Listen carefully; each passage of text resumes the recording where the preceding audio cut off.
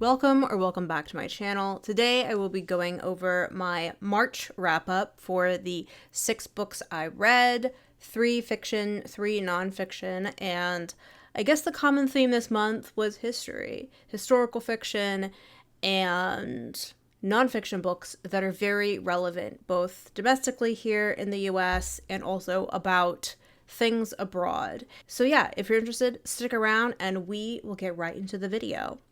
The first book I finished in March was The New Jim Crow, Mass Incarceration in an Era of Colorblindness by Michelle Alexander. Yes, I am finally reading this book, or I read this book in 2026, which is 16 years after its publication. So this was about how the United States became, for a period of time, I mean, it still is up in like the top 5, but was the largest imprisoner of people in the world, more than Russia, China, and Iran when you adjust for population. And how did that happen? Via the war on drugs. Michelle Alexander's thesis is that because of the mass incarceration system, targeting overwhelmingly poor Black people, particularly poor Black men, this created a whole undercast of society. And often when it comes to after prison, the way you have discrimination with housing, with employment, it creates an entire undercast of people long after, like I've stated, you are out of the prison system. And so this has created an underbelly of society in the same ways that Jim Crow laws were used to just disenfranchise Black people. You know, I thought this book was okay. It was a little bit dry at parts, and I think for me, it wasn't super groundbreaking because I already knew, like, a basic outline of this stuff, and I think that's maybe sometimes the problem when you're reading a book that was groundbreaking at the time it was released, but is no longer, and that's actually due to a testament to activists who've been able to get these ideas and concepts and facts out into the mainstream in a way that even liberals and some conservatives now are aware about the ridiculousness, the unjustness of the war on drugs. I felt that there were parts that did drag, and the parts that dragged were kind of where she was reviewing like individual cases. I felt like I was reading like a series of like legal cases back to back. I mean, I think I have like a better understanding of like a breakdown of how the war on drugs happened and how it expanded over each successive administration, regardless of whether a Democrat or Republican was in charge. The book begins more, I guess you'd say, like after the end of slavery and the Reconstruction era and like the deliberate racial divide that was used in a sort of like divide and conquer strategy between poor whites and poor Blacks. And then she goes up to like the civil rights era and etc. But I think there were kind of things that felt like they were left out to me. Like, I thought it was interesting that she jumped from like the civil rights era and didn't really engage with like more Black radical thinkers. Like the Black Panthers get like a brief mention in COINTELPRO, but that's it. And this, like these kinds of thinkers, or even more radical thinkers like Assata Shakur or George Jackson, they had, you know, written testimony and thoughts on the prison complex, on prisoners that long predates the explosion in incarceration in the US. And I did find it a bit odd that she does not engage with those kinds of thinkers, that short period of like radicalism, I think, that really existed in America in like the mid to late 60s up to like the mid 70s, right? And I also think in general that she doesn't, I wondered how if she could have made like a better comparison with the explosion in the prison population and the neoliberal turn, because it does coincide with that, when you look at the Reagan era, even in the Carter era, where you see those early neoliberal reforms. She mentions like deindustrialization and how that gutted and impoverished communities with the shipping of jobs overseas in the 70s. But she doesn't really like, I don't know, she doesn't really tie it to like other larger structures, I think, as much as I wanted her to. Or so I think that for me was like my biggest thing, sort of how it dragged on in parts, and how I think maybe I thought there was other gaps that could have been filled in. But yeah, I mean, I think I understand why it was an essential text, but I think that, like I said, it's just that this book is just, the facts in this book are so well known by this point that it's not really groundbreaking. But there were still parts that I did find, you know, enlightening and infuriating, and it was still a difficult read. So yeah, I would recommend it, but you know, for me personally, I ended up rating it 3 stars. The next book I read was Rejection by Tony Tulathimutte. I think that's how you say his last name. This is a collection of interlinked short stories that all riff on the theme of rejection, and follows a whole cast of different characters that are all millennials. A lot of them are chronically online, and deals with like millennial politics, sexual politics, and like kind of politics at large. So the first story is called The Feminist, and it is about a man that is a quote-unquote male feminist. He's an ally, and he's used to being the nice guy, and he is very frustrated that he cannot get a girlfriend. He feels like he's entitled to sex, he's entitled to a girlfriend. He doesn't understand why, because he's such a good ally. Why do women reject him? And he becomes more and more resentful. There's another story called Pics that is about a woman that she has a brief fling with her guy friend, and then he dumps her, or he doesn't dump her, but he, you know, stops saying like, I'm not interested in anything further, and then he gets a girlfriend, and she watches and stalks this relationship from afar, and is constantly shit-talking him on this, like, group chat she has with other girls that she is not actually really fond of. So a lot of it is, like, group chat messages. There's one story that is about, I think this is the sister of the first male feminist guy. She is really chronically online, like a lot of these characters, and she creates this whole like big online event that seems like it's a bunch of people doxing each other, and it's all really like orchestrated by her with these bots. Yeah, I mean, this was okay. There were actually like some funny moments, but it was a little bit over the top, and it did feel very, very millennial. And I think that is the problem with writing about social media and like social media platforms and incorporating that writing into your story. I think it's difficult to do. And I understand why writers are doing it now, because social media is such a part of our lives. But I just find that sometimes it kind of dates the story. And it also just feels, it can have this air of like feeling kind of frivolous. You're like, these people all need to get a life. I mean, I don't know. I read this and there were parts where I was like, I am so glad I am not in the dating world anymore. Like, I do not miss this at all. And I think I would have rated this 4 stars, but I really didn't like the last story. I think it really did not end on the way that I was just like, this is just so meta millennial self-insertion. The last short story is a rejection letter from a publisher. It is, again, one of those things where the author is self-inserting and using a meta device. And in this way, he is preemptively waving away criticism that he thinks he is going to get. This was very similar to If an Egyptian Cannot Speak English, the last section.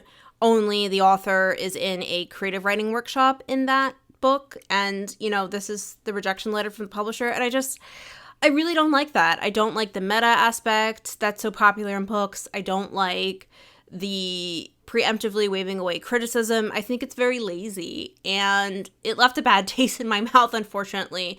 And I think this book was just so over the top at points. I get that was the point, but it was just too much of a caricature at times. Like the first story, The Feminist, I have mentioned I like this book a lot, but The Love Affairs of Nathaniel P., which touches on men, like male allies, that because they're allies to women, they think that they are deserving, or they're not aware of like their own misogyny in their day-to-day relationships with women.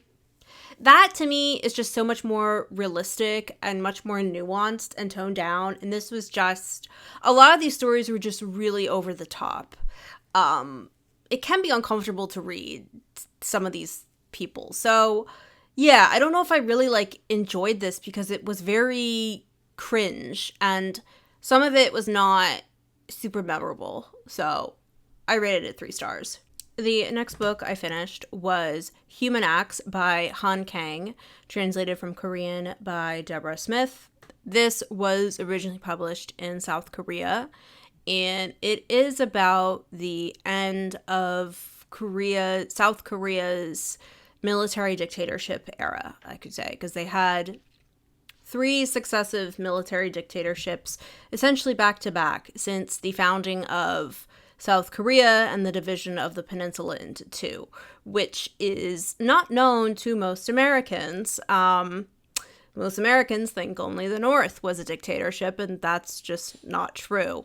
So this is, in the 1980s, there was another uprising, because South Korea had many, and it is known as the, let me see, I don't think I'm going to say this right, the Gwangju Massacre, or the Gwangju, it is known as the Gwangju Uprising. And she decides to tell the story, the author, from, it's like different interlinked short story, or different interlinked perspectives that all the characters are somehow, interlinked together. It begins with a young boy who goes to this gymnasium where bodies are piling up that the government has killed, trying to look for his friend.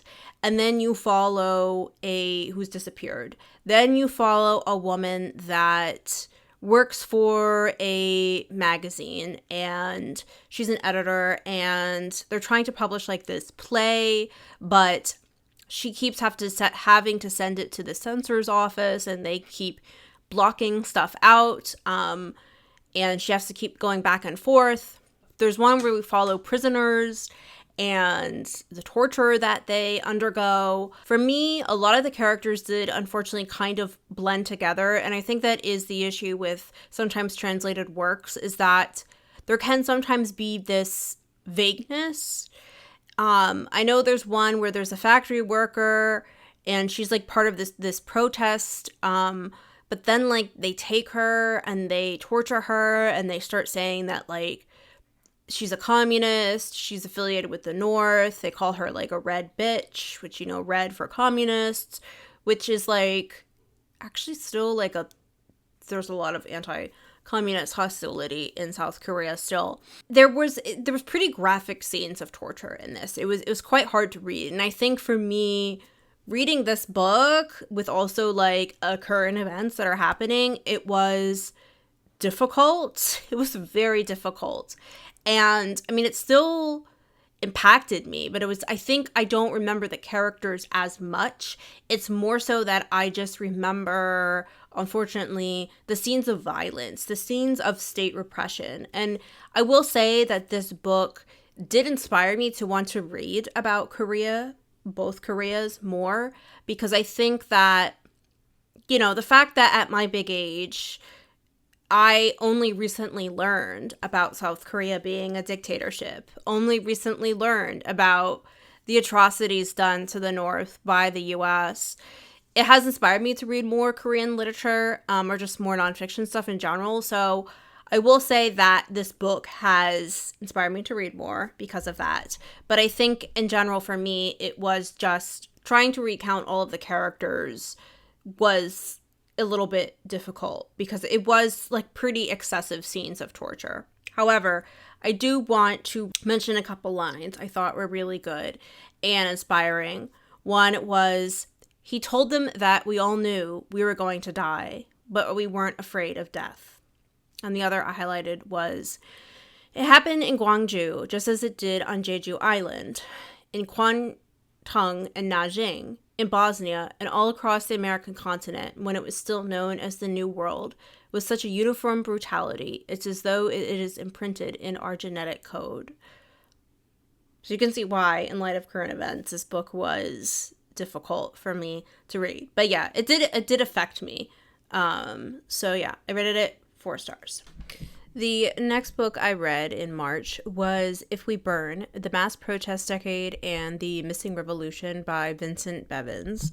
I read Vincent Bevins' book the previous month, The Jakarta Method, and I really liked this. This is about the 2010s as the sort of protest decade, and he examines a lot of different protests that occurred throughout the world in the 2010s and why often these rather leaderless, kind of anarchistic in bent protests failed to actually go about bringing change, failed about actually bringing about a revolution, or how oftentimes the end result was not what the original protesters wanted. In fact, sometimes it was actually the opposite and things got worse. So it's like a really great history lesson of the past decade, but at like a global level. I mean, he covers so many different protests and movements that occurred from Ukraine and the Maidan uprising to protests in Brazil, Hong Kong, South Korea, so many different places. And I know there's like so many, the Arab Spring. And I thought what was interesting, I mean, I think that if you are an anarchist or you lean more like towards anarchism, you probably won't like this book because his central thesis, like by the end of the book, is that you need to have some sort of organization. You cannot just go out in the street and randomly protest. There needs to be some form of leadership because if there aren't people to speak for you, you will have other people speak for you. And he doesn't really get like too much into outside intervention via coups, but he does illustrate how even within their own countries, even within countries, say like Brazil, there can exist people that can very easily exploit and kind of twist and bend the protests to their own ends. So one example he follows was this whole movement in Brazil, which was to like lower bus pass rates. And there was this anarchist group called the MPL that was all about like trying to lower the fare rates. And then later on, as like the protests grew in size, there was a group that was quite fascist that had a similar sounding name known as the MBL. And they ended up hijacking these protests and spurring into the direction of like these trumped up corruption charges against the sitting prime minister. It ended up paving the way, these like trumped up anti-corruption charges, for someone like Bolsonaro to win. He also examines a similar phenomenon in the Arab Spring, particularly in Egypt, and how everyone who protested was out in the streets and got Mubarak to step down, and yet like the only group of people that was actually had some sort of organization was the Muslim Brotherhood. And I mean, the Muslim Brotherhood guy who was elected ended up getting couped anyway. It was a really interesting book, and I like the way that he writes history because it's never dull. I think he has a very engaging writing style. It's not too dense or dry.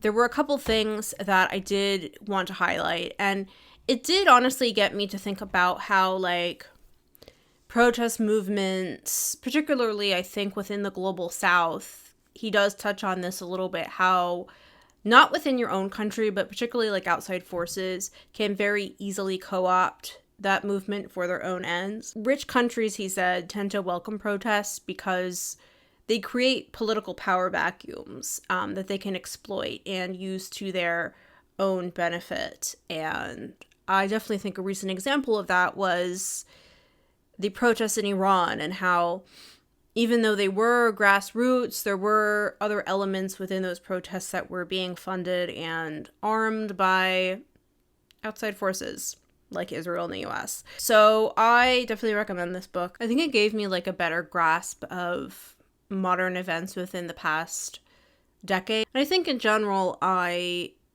it has made me much more wary, I think I should say. It's made me, I think, ask questions like, okay, well, like, who is funding this? What are the goals? What are the groups that are part of this? What is the end result? What happens if that government steps down? Does our government hate that government? You know, how do they feel about the government? What is their relationship to that government?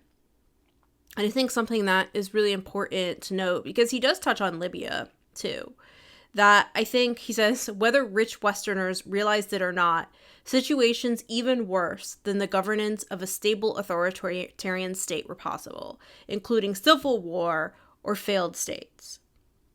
So yeah, I really liked this and I rated it 5 stars. The next book I finished in March was The Wedding by Dorothy West. So this is one of those multi-generational family sagas that primarily is told in flashbacks, but the present of the book takes place a single day before a wedding on Martha's Vineyard. So it follows an upper middle class African-American family who are all very light-skinned and passing. And they are all a family of like lawyers and doctors. And one of the daughters of the family, it's her wedding. She's getting married, and she's marrying a white man who is a jazz musician. And the family is not really happy about that because of the race and class/occupation issue.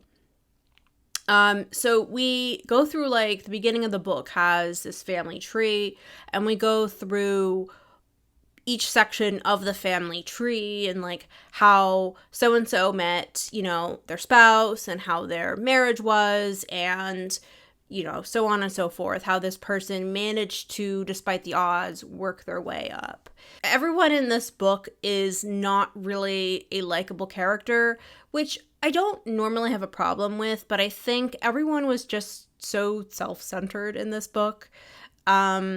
And not in a way that I found particularly enjoyable. I have seen people compare this to Passing by Nella Larsen and The Vanishing Half by Brit Bennett, and I don't think I felt that the characters had the same level of richness as those books, or like the same level of richness as, say, a Toni Morrison novel. You know, I thought this was fine. It's very short. I initially had a little bit of trouble with her writing style. I don't know, maybe it was just me at the time. It didn't initially connect with my brain. You do follow like about 4 different generations, and because the family are like light-skinned African Americans, there are one of the characters, like the great grandmother, is a white woman, and she is still very racist. And yeah, like this was, you know, it was fine, but I think the ending kind of comes out of nowhere, and I wasn't really expecting it. And then I think that the racist grandmother, the way she reacts to this event that happens at the end, I wasn't really buying it. It kind of felt like an undeserved realization. So I rated this 4 stars on Goodreads. I think I probably would, in hindsight, rate it more like 3.5, 3.75. You know, I mean, Dorothy West was a Harlem Renaissance writer, and this was actually her second novel that she published when she was an older woman.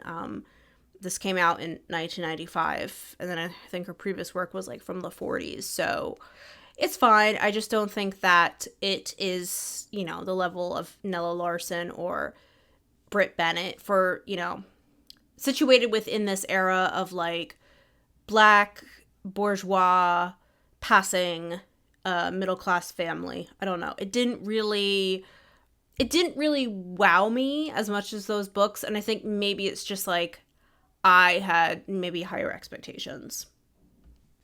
And then the last book I read in March was How Europe Underdeveloped Africa by Walter Rodney. This is a history of the nature of the transatlantic slave trade and the impact it had on the development of Africa and the stagnation and brain drain that was a result of the transatlantic slave trade, and then the later the European colonization of the continent and the scramble for Africa.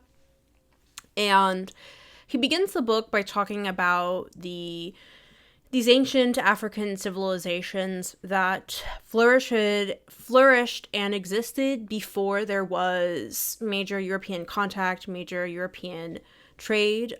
The way in which like European trade demanded certain materials like ivory, which were not required by any society within Africa.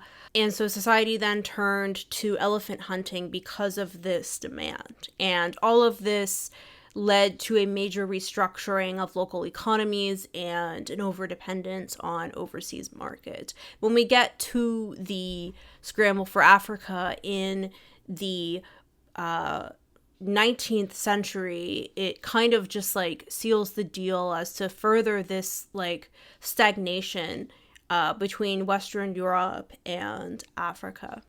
He details as well how a lot of African rulers sought a European alliance with have to deal with African rivals, not understanding that Europeans had come to stay permanently.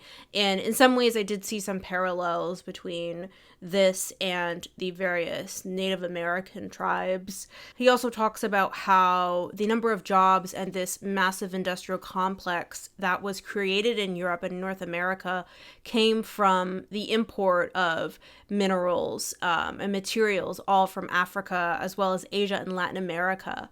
And that can be seen in the massive employment of institutions like steelworks and automobile factories and aluminum power, copper wire firms, etc.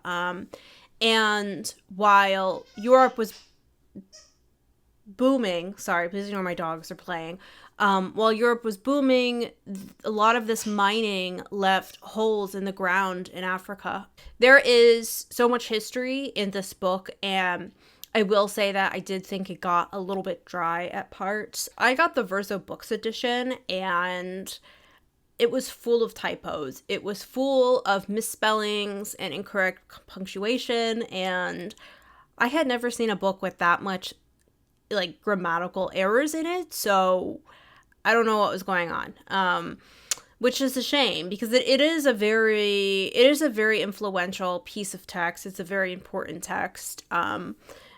Yeah, and I really liked kind of how it was written in 1971, so I think that perhaps at some point it can feel dated, but I think it's still relevant to really understanding a good backstory of the continent of Africa. And so one of the things I did want to highlight was what he said about fascism and capitalism, because I thought it was very interesting and relevant. He said, "Fascism is a deformity of capitalism. It heightens the imperialist tendency towards domination, which is inherent in capitalism, and it safeguards the principle of private property. At the same time, fascism immeasurably strengthens the institutional racism already bred by capitalism. Fascism reverses the political gains of the bourgeois democratic systems such as free elections, equality before the law, and parliament. It also extols authoritarianism and the reactionary union of the church with the state." I also liked how he talked about, you know, kind of like refuting a lot of like rugged individual capitalist myths, like that people who are super wealthy worked hard for their wealth. And this was another quote I highlighted. He said, "To complete the moral of the Rockefeller success story, it would be necessary to fill in the details and all the millions of people who had to be exploited in order for one man to become a multimillionaire. Now we have billionaires. The acquisition of wealth is not due to hard work alone, or the Africans working as slaves in America and the West Indies would have been the wealthiest group in the world." So, yeah, I do like at times his tone and his like really astute observations. It was just a lot of history that was just got quite dry at points. And yes, I do think this specific edition was just so poorly typeset. I don't know what happened. So I rated it 3 stars. You know, it's which is fine, I think, for a nonfiction piece. But, you know, I did learn some things. So yeah. And that's it. Those are all of the 6 books I read in the month of March. Let me know if you have read any of these books, or if you would like to, or if you have read any similar titles. And yeah, I will see you in the next one. Bye-bye.